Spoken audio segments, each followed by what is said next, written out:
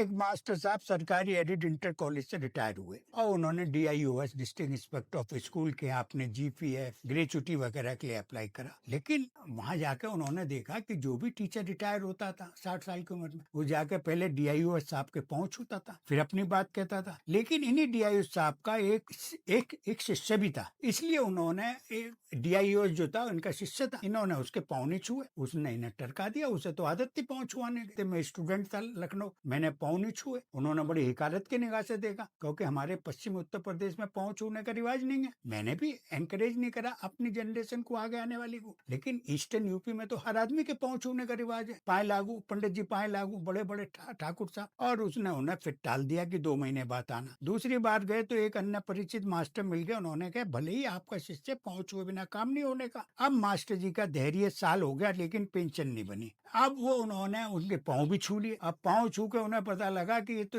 दक्षिणा भी तो देनी पड़ेगी, क्या आपका छात्र हो 10,000 रुपए देने पड़ेंगे। 2 साल हो गए, पेंशन नहीं मिली। मास्टर जी गए वकील साहब के पास, हाई कोर्ट में रिट करने। वो चाय पी रहे थे वकील साहब, उनके पास एक सूट बूट धारी आदमी आया और मास्टर साहब का पैर छूने लगे। मास्टर साहब के पीछे, उन साहब के पीछे 4-5 स्टाफ देख के वकील साहब समझ गए किसी विभाग के प्रमुख सचिव हैं और इलाहाबाद हाई कोर्ट में आए हुए हैं पर्सनल अपीयरेंस में।